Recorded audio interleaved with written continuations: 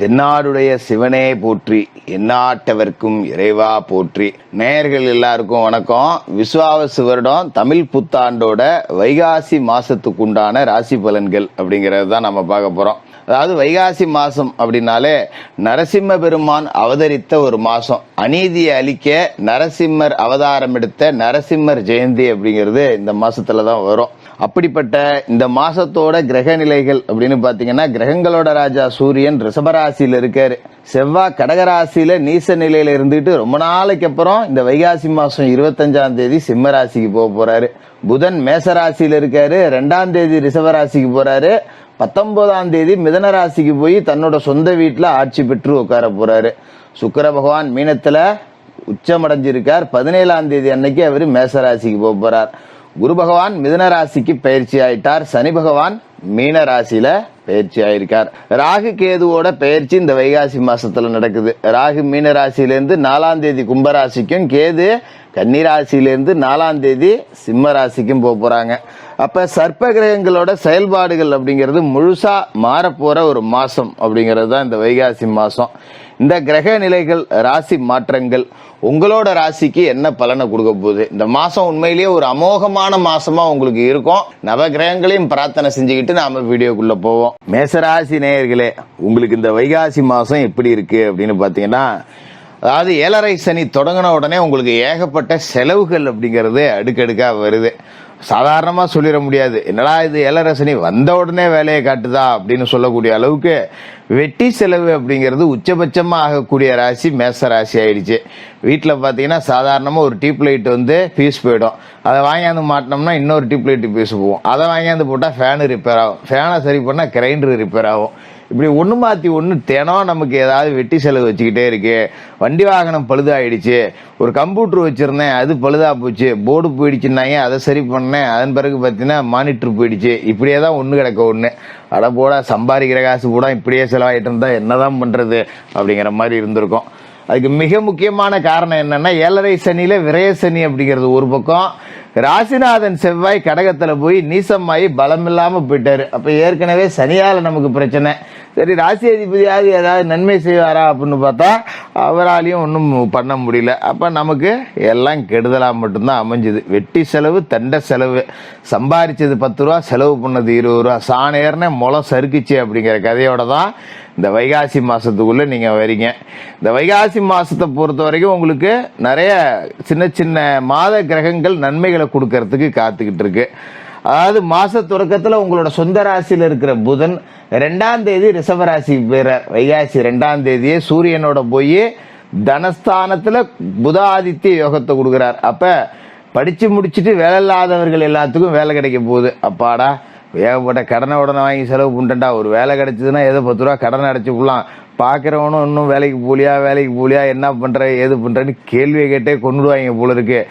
ஊருக்காகனாச்சும் வேலைக்கு போகணும். நம்ம 10 ரூபா சம்பாதிக்கிறோமோ இல்லையோ, அடுத்தவனுக்காகனாச்சும் ஏதாவது வேலைக்கு போகணும் அப்படிங்கிற நிலைமையில உங்களுக்கு வேலை கிடைக்கும். இப்ப புத ஆதித்ய யோகம் இதோட விளைவா பாத்தீங்கன்னா, சுப செலவுகள் வந்தாலும் கூட நம்ம சம்பாரிச்சு செலவு பண்ணணும். இவ்வளவு நாளா தெண்ட செலவு பண்ணணும், சம்பாரிச்சதுக்கு மேல செலவு பண்ணணும், கடன் வாங்கி செலவு பண்ணணும். அந்த நிலைமை இதுக்கு மேல இருக்காது. என்ன முயற்சிகள் எடுத்தாலும் அதுல உங்களுக்கு பலன் கிடைக்கும். குறிப்பா பாத்தீங்கன்னா, அரசு வழி முயற்சிகள் நீங்க இப்ப செய்யலாம். ஒரு அரசாங்க வேலைக்கு ஒரு தேர்வு வருது, எழுதுறேன் அப்படின்னா தாராளமா எழுதலாம். ஒரு அரசாங்கத்துல டெம்பரவரியா இருக்கேன், பர்மனண்ட்டுக்கு முயற்சி செய்யறேன், ஒரு மந்திரியை பாக்குறேன், ஒரு அதிகாரியை பாக்குறேன், 10 ரூபா யார்ட்டையோ கொடுத்து வேலை வாங்கிக்கலான்னு கூட பாக்குறேன் அப்படின்னு நினைக்கிறவங்க கூட அதுக்கான முயற்சியை கொஞ்சம் நேர்மையான வழியில எடுக்கலாம். அதுல உங்களுக்கு வெற்றி கிடைக்கக்கூடிய வாய்ப்பு அப்படிங்கிறது இருக்கு. அது மாதிரி வேலை செய்யற இடத்துல 10 ரூபா சம்பளம் கூட கிடைக்கும். இது எல்லாமே இந்த புத ஆதித்ய யோகம் அப்படிங்கறது உங்களுக்கு கொடுக்கும். அது மாதிரி விரயத்துல சுக்கிரனும் மாட்டிக்கிட்டாரு. உங்களுக்கு பயங்கரமான விரயம். ஏற்கனவே சனியும் விரயத்தை கொடுக்கிறாரு, சுக்கிரனும் ரொம்ப நாளா விரயத்தை கொடுக்கிறாரு. அப்படிங்கிற வகையில இந்த மாசம் 17ஆம் தேதி சுக்கிர பகவான் உங்களோட சொந்த ராசிக்கே அடி எடுத்து வைக்கிறாரு. ஒரு பொருளாதாரத்தை உயர்த்தக்கூடிய வாய்ப்பு. ஏன்னா உங்களோட ராசியை பொறுத்த வரைக்கும் 2க்கும் 7க்கும் அதிபதி சுக்கிரன். அப்ப அவர் உங்களோட ராசிக்கு வரார். அப்படிங்கும் போது வேலை இல்லாதவர்களுக்கு வேலை கிடைக்கும்னு சொன்னோம் பார்த்தீங்களா, மனசுக்கு பிடிச்ச வேலை அப்படிங்கிறது கிடைக்கும். நிறைய அலுவலகத்தில் நற்பெயர் அப்படிங்கிறது கிடைக்கும். பரவாயில்லையா, நேற்று வேலைக்கு சேர்ந்தாலும் இவன் இவ்வளோ வேலை செய்கிறான், இவன் மாதிரி தான் ஆள் வேணும், உன்ன மாதிரி 10 பேர் கிடைச்சா போதும், நான் இங்கேயே போயிடுவேன் அப்படின்னு சொல்லிட்டு உங்களோட முதலாளிகள், நீங்கள் வேலை செய்ய இடத்துல இருக்கிற மேனேஜர்கள்லாம் மேலதிகாரிகள்லாம் உங்களை பாராட்டுவாங்க. அதுமாரி மங்களவாசை கேட்கக்கூடிய வாய்ப்பு அப்படிங்கிறது இருக்கு. ஏன்னா சப்தமஸ்தானத்துக்கு அதிபதியான சுக்கிரன் குடும்பஸ்தானத்தில் இருக்கார். அப்படிங்கிறப்ப கல்யாண கனவுகள் நனவாகும். திருமண முயற்சிகள் செஞ்சீங்கன்னா இப்போ உடனே செட் ஆகிடும். எங்கெங்கேயோ பரிகாரம் பண்ணேன், என்னென்னமோ கோயிலுக்கெல்லாம் போய் பார்த்தேன், எல்லா ஜோசியர் சொன்ன பரிகாரமும் பண்ணிவிட்டேன், ஆனால் ஒன்றும் கல்யாணம் நடக்கிற மாதிரியே தெரியலையே. பொண்ணு பிடிச்சா மாப்பிள்ளை பிடிக்கல, மாப்பிள்ளை பிடிச்சா பொண்ணு பிடிக்கல, 2 பேருக்கும் பிடிச்சா ஜாதகம் செட் ஆகல. இப்படி இருந்த நிலைமை இதுக்கு மேலே மாறி திருமணம் நடைபெறக்கூடிய வாய்ப்பு அப்படிங்கிறதும் உங்களுக்கு இருக்கு. அது மாதிரி வைகாசி 19ஆம் தேதி மிதனராசிக்கு புதன் போய் ஆட்சி பெற்று உட்கார போறார். சொந்த வீட்டுக்கு குருவோட சேர போறார். புனித பயணங்கள் அதிகமாகும். புது தொழில் தொடங்கலாங்கிற முயற்சியில் ஆர்வம் கிடைக்கும். ஒரு தொழில் செய்கிறேன், 10 ரூபா வருது, ஆனால் 10 ரூபா எங்கே போகுதுன்னு தெரில, வாய்க்கும் கைக்கும் தான் சரியா இருக்குது. 10 ரூபா மிச்சப்படுத்தி முன்னுக்கு வரலாமான்னா வர முடியல. மாத கடைசியில் 10 ரூபா கடன் வாங்குற நிலைமை கூட ஆகி போகுது. வேற ஏதாவது நம்ம பண்ணணும், இப்படியே இதையே போட்டுக்கிட்டு இருந்தா ஒன்றும் செட் ஆகாது, வேற ஏதாவது தொழில் தொடங்கணும் அப்படின்னு நினைக்கிறவங்களுக்கு இப்போ அந்த வாய்ப்பு கைகூடி வரும். யார் மூலியமாக 10 ரூபா முதலீடு அப்படிங்கிறது உங்களுக்கு கிடைச்சிரும். சரி வாடா, என்ன தான் பார்த்துருவோம் நம்மளும் தான் அப்படின்னு ஒரு புது முயற்சியில் இறங்குவீங்க. குரு பகவான் 3வது வீட்டில் மறைஞ்சிருக்கார் அப்படின்னு நீங்கள் பெருசாக கவலைப்பட வேண்டியதில்லை. ஏன்னா விரையாதிபதி போய் 3ல் மறைகிறார் அப்படின்னா இதுக்கு மேலே வெட்டி செலவு அப்படிங்கிறது உங்களுக்கு குறையும். நிறைய லாகிரி வஸ்து பழக்கம் உள்ளவங்கலாம் கூட அதை விட்டுருவீங்க. இது என்னடா ஒரு நாளைக்கு 500 ரூபா 300 ரூபா வெட்டி செலவாகுது, நம்ம சம்பாதிக்கிறதுக்கு இதெல்லாம் தேவைதானா அப்படின்னு யோசிச்சு பார்த்து அதெல்லாம் விடக்கூடிய வாய்ப்பு அப்படிங்கிறதும் இருக்கு. குரு பார்வை ராசிக்கு 7, 9, 11 இந்த இடத்தெல்லாம் பதியுது. அப்படிங்கிறதால இந்த இடம்லாம் புனிதம் அடையுது. 7ஆம் இடத்துல பதியுதுன்னா கல்யாணம் ஆக போகுதுன்னு அர்த்தம். 9ஆம் இடத்துல பதியுதுன்னா சொந்த வீடு கட்ட போறீங்கன்னு அர்த்தம். 11வது வீட்டில் பதியுதுன்னா பெருசா தொழில லாபம் சம்பாதிக்க போறீங்கன்னு அர்த்தம். இந்த இனங்கள் எல்லாமே அடுத்தடுத்து புனிதம் அடையும். அப்ப இந்த 3 விஷயத்துலயும் உங்களுக்கு ஏற்றம் அப்படிங்கிறது கண்கூடா தெரியும். நல்ல மாற்றம் இருக்கு, இனிமேல் நம்ம பொழைச்சிக்குவோம் போல இருக்கு அப்படின்னு. அப்ப இந்த மாசத்துக்கு பிறகு பாத்தீங்கன்னா உங்களுக்கு இந்த 7.5 சனியோட ஆதிக்கம் அப்படிங்கறதே பெருசா தெரியாது. 10 ரூபா செலவு வந்தாலும் கூட அது சுப செலவா தான் இருக்கும். சந்தோஷமா செலவு பண்ணிட்டு போறோம்போ, வெட்டி செலவு பண்ணிட்டு ஆஸ்பத்திரி செலவு பண்ணிட்டு தொழில நட்டம் அடைச்சிட்டு கிடந்ததுக்கு ஏதோ 10 ரூபா சம்பாரிச்சோம் உருப்படியா ஒரு செலவு பண்ணோம் அப்படிங்கிற ரீதியில போயிடும். அதனால நீங்க பெருசா அதை நினைச்சுக்கிட்டுலாம் கவலைப்பட்டுக்கிட்டு இருக்க வேண்டியதில்லை. அதோட முக்கியமான விஷயம் என்ன அப்படின்னு பாத்தீங்கன்னா, இந்த மாசம் 25ஆம் தேதி செவ்வாய் சிம்ம ராசிக்கு போயிடுறார்.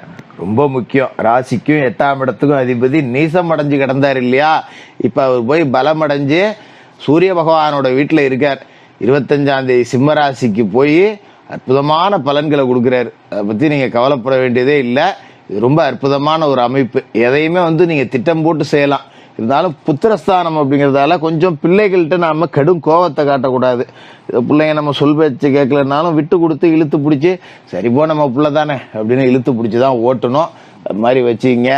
ராகு கேது பயிற்சி, சர்ப்ப கிரகங்களோட பயிற்சி அப்பாடா அப்படிங்கிற மாதிரி இருக்கும். ஏன்னா விரயஸ்தானத்துல ராகு இருந்துகிட்டு நம்மளை போட்டு படாத பாடுபடுத்தி விட்டாரு. அடங்கப்பா, 1.5 வருஷம் வெளியில சொல்ல முடியாது, அப்படி போயிட்டு இருந்தது. இப்ப ராகு லாபத்துக்கு போறாரு. அப்படிங்கிறப்ப இந்த லாட்ரி யோகம், சம்பாதிக்காம வர்ற பணம், இது மாதிரி எல்லாம் கிடைக்கும். அதை கொஞ்சம் நாம சரியா பயன்படுத்திக்கணும். அதே நேரத்துல குறுக்கு வழி, அரசு சாராத, அரசுக்கு விரோதமான விஷயங்கள்லாம் கைக்கு வரும். அதெல்லாம் போய் மாட்டிக்காதீங்க. எதா இருந்தாலும் 10 ரூபா நமக்கு ஒரு அதிர்ஷ்டத்தின்படி கிடைச்சதுன்னா எடுத்துக்கலாம். தப்பான ரூட்ல போயிடக்கூடாது. அதுக்கான வாய்ப்பு வரும். அதுல கொஞ்சம் கவனமா இருந்துங்க, கழட்டி விட்டுக்குங்க. சிம்ம ராசிக்கு கேது வராரு. பிள்ளைகளை கொஞ்சம் கட்டுப்பாட்டில் வச்சு வளர்த்துங்க. மற்றபடி இந்த வெட்டி செலவு பண்ண காலம் போக நல்ல செலவு தான் பண்றேன், 10 ரூபா கடன் வாங்காம நிம்மதியா இருக்கேன் அப்படின்னு நீங்க மனசார உணரக்கூடிய ஒரு மாசமா இந்த வைகாசி மாசம் இருக்கும். மேசராசிக்காரர்களுக்கு வாழ்த்துக்கள்.